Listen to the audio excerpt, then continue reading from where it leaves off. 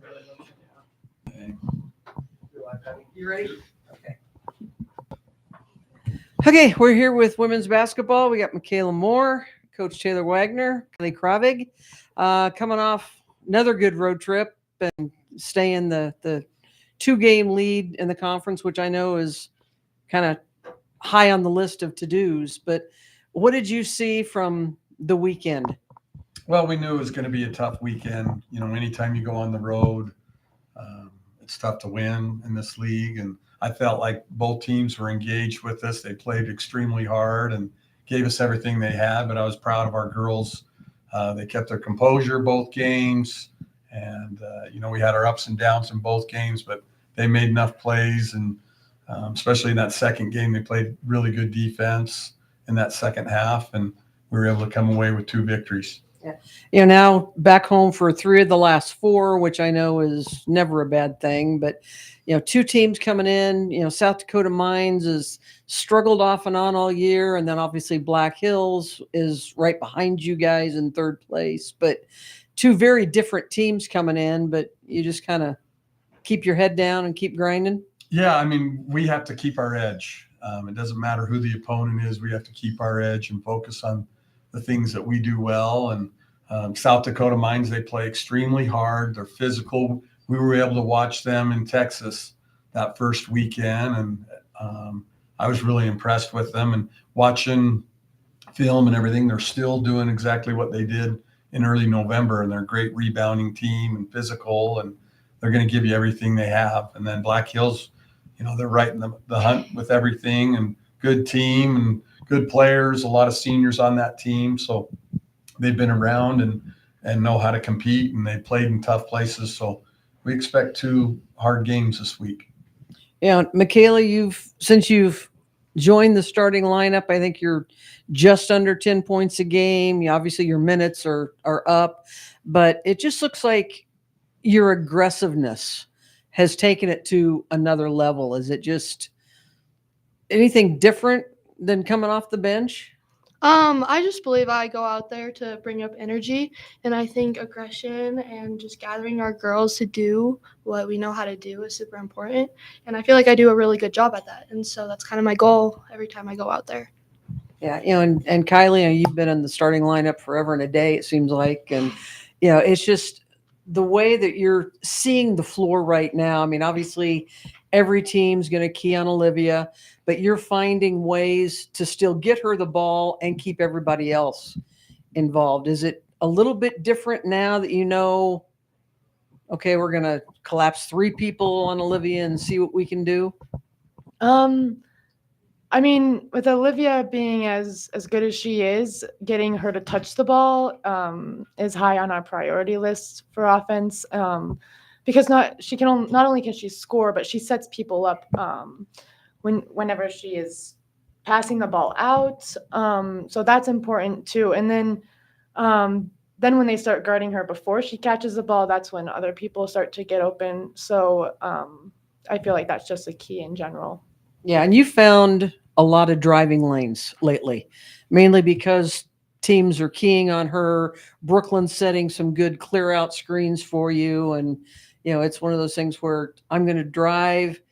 If I pass, fine. If not, I'll take it to the rim and go to the free throw line. Yeah, that's the goal.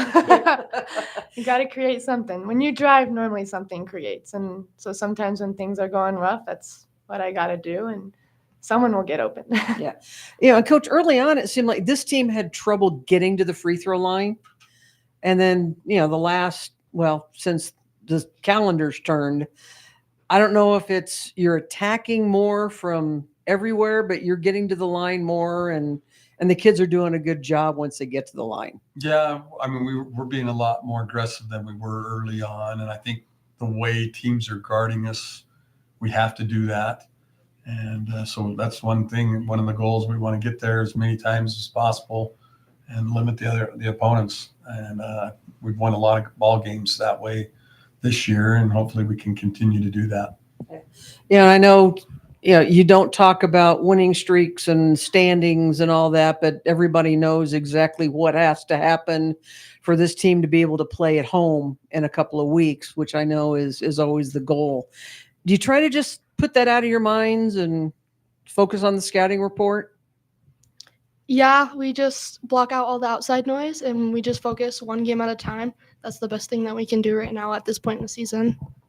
I mean, you don't show up any given night, you can get beat. So it's one thing at a time.